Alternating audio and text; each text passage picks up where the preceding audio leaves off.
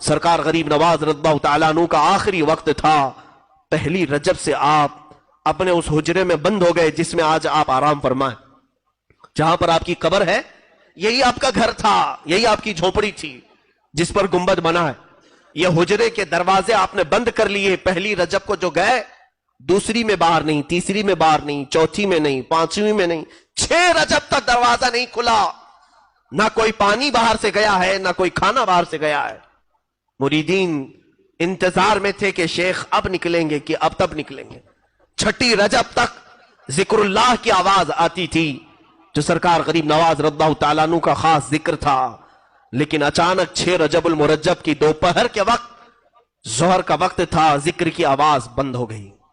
ذکر کی آواز بند ہوئی تو موجود جو آپ کے مریدین متوسلین تھے, دروازہ توڑ کر جب وہ اندر گئے تو دیکھا ایک چارپائی پر آپ نہایت ہی آرام سے سوئے ہیں. آپ کی پیشانی سے پانی کے قطرے ٹپک رہے ہیں اور جسم ایسا لگتا تھا جیسے کوئی غسل دے کر کے سلایا ہے.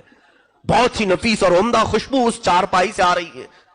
اور جو موجود بزرگ ہیں وہ فرماتے ہیں جیسے ہی ہم نے غریب نواز کو پیشانی پر بوسہ دینے کا ارادہ کیا, آپ کی پیشانی پر واضح طریقے سے یہ لکھا ہوا دیکھا, ھذا حبیب اللہ مات فی حب اللہ.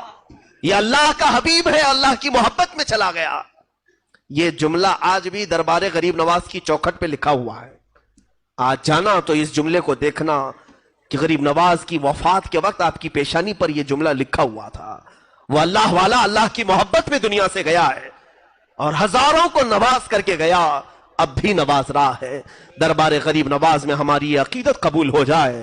مولا ہم اجمیر پہنچ نہ سکے, اس غریب نواز کے دربار تک ہم غریبوں کی آہیں پہنچا دے, ہمارے سوالات وہاں تک پہنچا دے. اے رب ذوالجلال, عطا تو تو ہی کرتا ہے. دروازہ غریب نواز سے ہم تیری بارگاہ میں سوال کرتے ہیں. آج تیرے اس معین الدین حسن چشتی کا یوم وصال ہے, ان کی شب ششم ہے. مولا اس شب کی برکت سے ہم سب کے دلوں کی اندھیریوں کو دور فرما دے. اس شہنشاہ ہند کے دربار میں حاضر ہیں سنجر کا وہ علاقہ. غریب نواز کے والد گرامی سید غیاث الدین رضی اللہ تعالیٰ اور ان کی والدہ بی بی ام الورا, دونوں حافظ قرآن تھے, دونوں عالم تھے. اور یہ تقریباً 537 ہجری کے قریب کا کچھ واقعہ ہے. سنجر کا علاقہ مشہور تھا, پورے کے پورے علاقے میں جو لوگ رہتے تھے وہ کوئی ایسا نہیں تھا جو تہجد نہ پڑھتا. ایک رات ایسی آئی, 13 رجب المرجب تاریخ یہ بتائی گئی ہے, 13 رجب کی تاریخ تھی اور آسمان پر آدھی رات میں ہی سفیدی ظاہر ہو گئی اور اتنی سفیدی سی آئی کہ لوگوں کو گمان ہونے لگا کہ صبح صادق ہو چکی.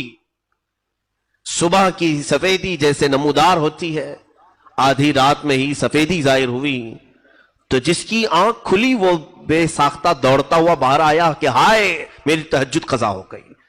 ایک گھر پر آسمان سے جھما جھم نور کی روشنی برس رہی ہے, نورانی قندیل لٹکی ہوئی ہے. اور وہ گھر پتہ کرنے پر معلوم ہوا کہ حضرت غیاث الدین رضی اللہ تعالیٰ عنہ کا گھر ہے, بی بی ام الورا کا گھر ہے. تو کئی تہجد گزار بزرگ وہاں پر جمع ہوئے کہ آدھی رات میں اجالا اور ان کے گھر سے اجالا. ابھی یہ سب کشمکش میں تھے کہ غیاث الدین کا دروازہ کھلا, ایک دایا باہر آئی اور معین الدین کی ولادت کی خوشخبری سنائے. حسن چشتی رضی اللہ تعالیٰ عنہ غریب نواز کی ولادت کی تاریخ میں لکھا گیا ہے آدھی رات میں پورا سنجر روشن تھا. لیکن پتہ کرنے پر, جانکاری حاصل کرنے پر یہ معلوم ہوا کہ یہ نہ صبح ہوئی ہے نہ سفیدی ہوئی ہے, بلکہ یہ کوئی اور صبح معین الدین لے کر کے آیا ہے. کفر کے ظلمات میں, شرک کے اندھیریوں میں معین الدین نام کا ایک چہرہ ایسی سفیدی لایا ہے کہ یہ سفیدی اب وہاں سے نکلی تو ہندوستان میں آئی. اور ہندوستان میں بھی جب وہ آئے تھے یقیناً یہاں بھی بہت اندھیرا چھایا ہوا تھا, کفر کا اندھیرا, شرک کا اندھیرا, جادو کا اندھیرا, بدعات کا اندھیرا, خرافات کا اندھیرا. لیکن جیسے ہی یہ چاند طلوع ہوا انہی اندھیریوں میں خوب 90 لاکھ کو روشن بھی کر